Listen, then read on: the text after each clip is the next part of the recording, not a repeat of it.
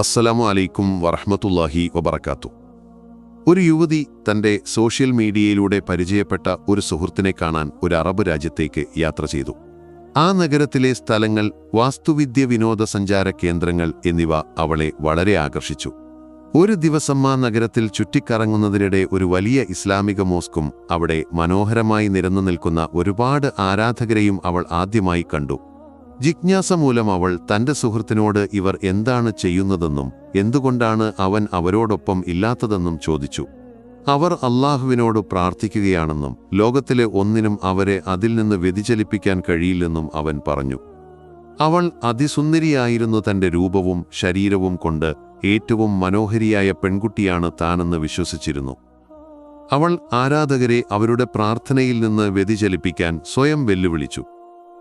അവൾ മോസ്കിൽ പ്രവേശിച്ച് ആരാധകരുടെ ശ്രദ്ധ തിരിക്കാൻ ചില ചലനങ്ങൾ ചെയ്തു.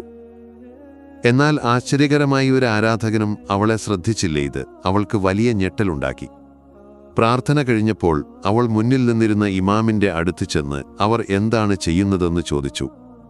അവർ അല്ലാഹുവുമായുള്ള വിനയത്തിൻ്റെയും ബന്ധത്തിൻ്റെയും അവസ്ഥയിലായിരുന്നുവെന്നും ഒന്നിനും അവരെ അതിൽ നിന്ന് വ്യതിചലിപ്പിക്കാൻ കഴിയില്ലെന്നും അവൻ പറഞ്ഞു.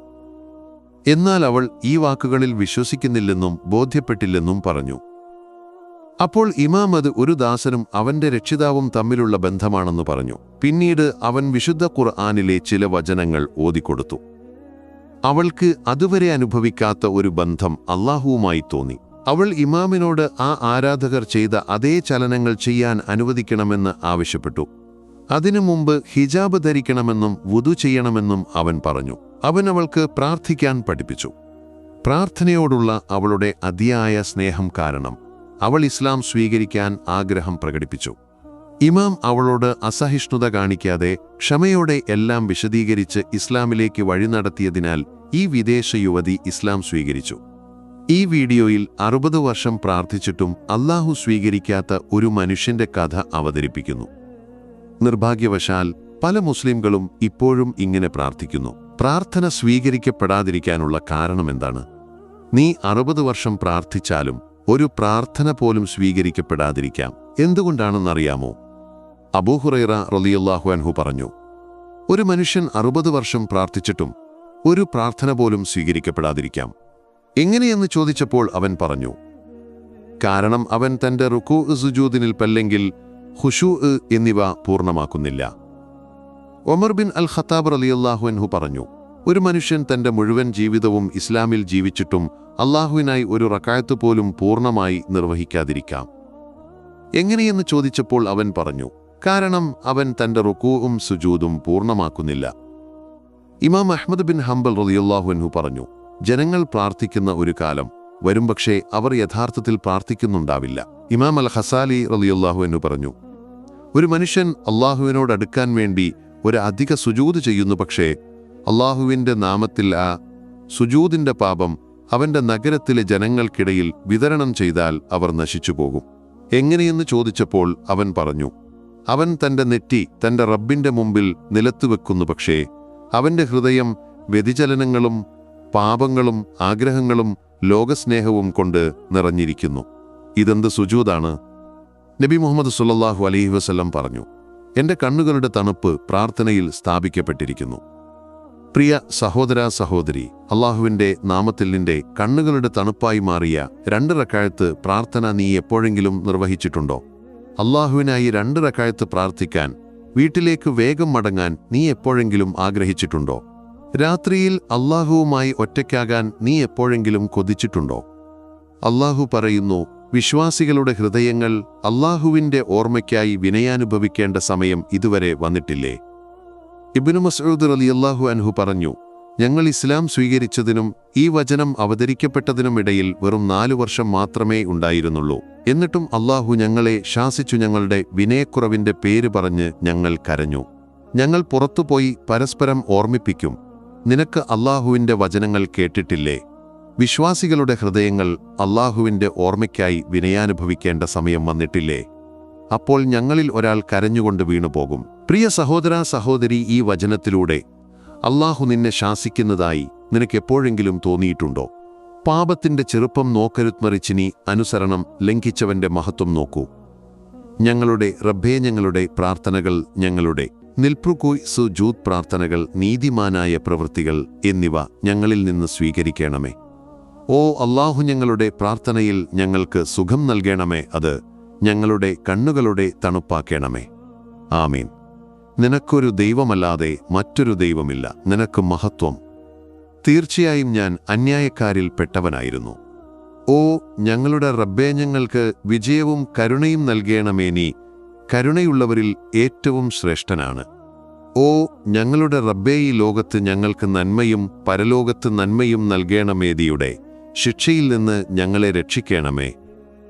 ഓ ഞങ്ങളുടെ റബ്ബേ, എൻ്റെ നെഞ്ച് വിശാലമാക്കണമേ, എൻ്റെ ദൗത്യം എളുപ്പമാക്കണമേ, എൻ്റെ നാവിൽ നിന്നുള്ള കെട്ടഴിച്ച് എൻ്റെ വാക്കുകൾ അവർക്ക് മനസ്സിലാകുന്നതാക്കണമേ.